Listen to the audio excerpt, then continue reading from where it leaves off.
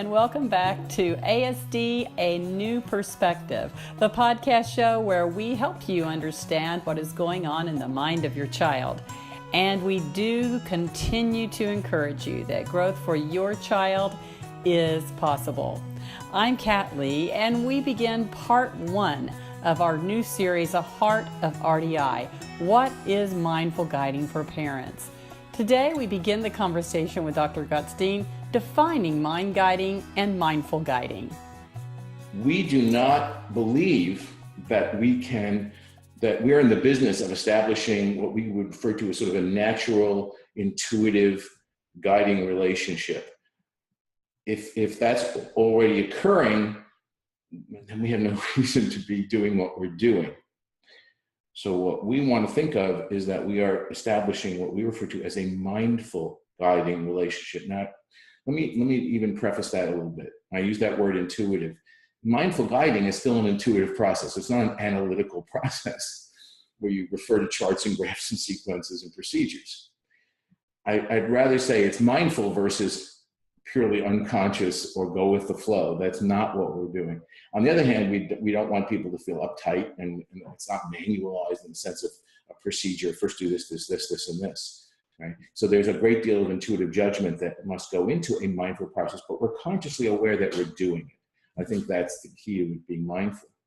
Okay, so we want to establish this mindful guiding relationship where the guide is mindfully functioning, and the apprentice is functioning in a way that indicates that they are motivated to assume their role, right? That they are providing what I've referred to as the thrust or the engine of this shared process that, along with the guidance system, allows the rocket to launch and get to its destination, right? So the apprentice doesn't have to have all the skills in place for us to proceed to what we think of as dynamic intelligence or the use of the guiding relationship, but they have to have developed that excitement, that desire for learning, the desire for learning through and with others, that initiation of exploration, that valuation of discovery, right? That really represents what being an apprentice is all about. So they have to experience that. That has to become part of their identity. That has to be internalized. They could be missing all kinds of things that have to be continually developed and built through a guiding relationship. And I think if we can keep those two issues in mind, how do we develop a guiding relationship and how do we then use it? I think it helps us from, us as beginners and us as veterans to do our jobs much, much better. So we think about that. And then we think about the next step. I want to talk about mindful guiding and then mind guiding, which is what starts to happen naturally, even towards the end of the first year of life in typical development, where if you're guiding a child as a parental figure or in an ongoing relationship, without even realizing it, you will begin to interject mindful terms about thoughts and feelings and internal states into your communication with that child. You'll be elaborating even before they might really understand those things. And you'll become, unconsciously become more aware that your primary role is to develop their mind. Now, you might not know that consciously, but through your actions as a guide, especially during the course of the second year and onward, that becomes quite evident when we observe this in its natural form. So another criteria here is the sense that we are ready, or parents are ready, or guides are ready, or you are ready to consider inserting or becoming a mind guide, right? That has some value. And again, it doesn't mean the child has to have a huge amount of language. Doesn't mean you have to be ready for conversations yet, but it means that makes some sense in observing what's going on between the guide and the apprentice or the student. So those become very, very critical terms them. I think if we can keep in mind that development of that guiding relationship, feeling like secure that that's in place, which doesn't mean everything's perfect, that's going to be important. And what I mean by that is we don't really need to see the child as 100% compliant. Look at any typically developing 2-year-old who is very much in a guiding relationship, and you'll see that a great percentage of time they may be trying to control things, they may be oppositional, right? And so we don't want to communicate somehow that the guiding relationship is only formed when you have this perfectly compliant, passive, whatever, perfect apprentice. I think that's very unrealistic. And I think especially for many of the children that we work with who have been extremely passive, I'm not talking about children who have already been oppositional, but have been very passive, they're often going to go through a stage like a typically developing 2-year-old where you're going to see somewhat of that controlling oppositional action. But it's not going to be 100% of the time. You're also going to have many opportunities where you're providing guidance to that child who wants to initiate. And I think that's the other piece of it. When you start to see parents if parents are still worrying, what activity should I do with my child? Or how do I keep them motivated? Or how do I keep them engaged with me and not running off? We don't yet have a guiding relationship in place. We don't. As opposed to sometimes when I'm guiding, my child wants to take over, or sometimes they control, sometimes they're oppositional about it. That's different. But when we have a guiding relationship in place, it's intrinsically powerful for that child to want to remain engaged.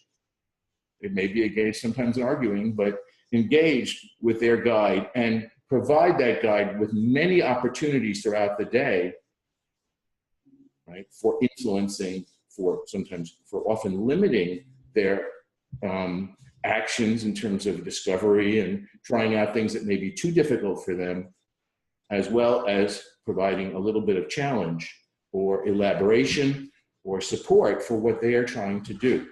But you see that energy coming, all right, so you see the mindfulness coming from the parent, you see the energy coming from that child, the energy to engage with you, also the energy to be autonomous. Autonomous doesn't mean disengaging and walking away from you. It's autonomous through your participation. Now that could be your participation in a more peripheral, supportive way, your participation, co-participating with them, or them being peripherally involved with you, having a more minor role in something that's a bit ahead of what they're able to do on their own. But you will see that they want to become more autonomous, and they also want to maintain that engagement with you. The child should be supplying the effort to stay engaged with you. The child should be supplying the energy to want to develop, to want to increase their competence, right? That's a motivational thing, right? That should be internalized. I think that becomes the most important element. And the parents should be perceiving their role in a facilitative way. They should be starting to move out of co-participation as the only modality. There should be a balance between that and an increasing emphasis on facilitation, right? Either through autonomy support, supportive actions, whether that's emotional support or structuring activity so that it's not too difficult for that child. Those are two ways, or by stepping back, right? Those are ways of what we call autonomy support, as well as balance with providing challenges to that child. They should perceive their role that way and feel comfortable that way, and should not be worried at all at this point about what to do, because the child and this is the third thing, they should have at this point developed a number of frameworks, activity frameworks, event frameworks that are being mutually expanded and extended by both parties. They're both finding ways to add interesting things to the activities they're doing, right? And they should have more than enough of those activities. You don't need 50 activities. A parent who's saying, gee, he gets bored so quickly still and he's running out, I don't know what activity to do. That's not a guiding relationship that's formed. That's not an apprentice yet. Because an apprentice is not just it's not about I'm doing this to please you or I'm doing this to be compliant. Their operating out of their own energy, their own desire to grow and develop. They are co-participants in this relationship, in maintaining this, in growing this, using the frameworks that you already have to grow. Not that you can't introduce new things, but there shouldn't be any need. I'll give you an example. My grandson and myself, who's now 2.5 almost, we do a lot of yard work together. We do some woodwork together. We play with trains together. We have a finite number of things we do, but those things keep growing and they're expanding, and he elaborates on them as well as I do. So he'll invent new variations, and I will, and we have to do a lot of compromising and sometimes negotiating on them, right? But there's no lack of those things. It's not like I ever have to think, gee, I need another activity to do. Now, sometimes I will think of that because, for instance, the summer is coming here in Houston, and all the things we've done outdoors, we can't do. That's no different than you would do with any 2-year-old in Houston, Texas, because you wonder, now that I have to do everything indoors, what the hell are we going to do that's going to be interesting, exciting, right? There's a limited number of things. So we have to be a bit creative. It has nothing to do with autism. It has more to do with having a 2-year-old in a very hot climate, which you might expect in a very cold climate, you'd have the opposite of that. But in terms of everyday worry about activity, that should not be at all pressing for that person if we have a guiding relationship, because that's really telling us that both parties are invested in this and they're both moving in the same direction.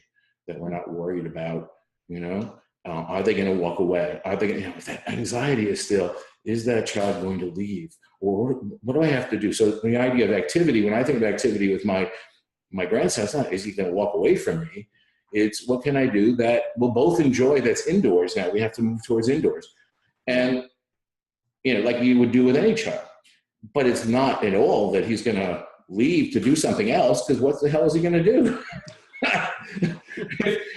His ability to do on his own is fairly limited. I'm excited when he does things on his own, right? It's like he's starting to do things on his own that are interesting.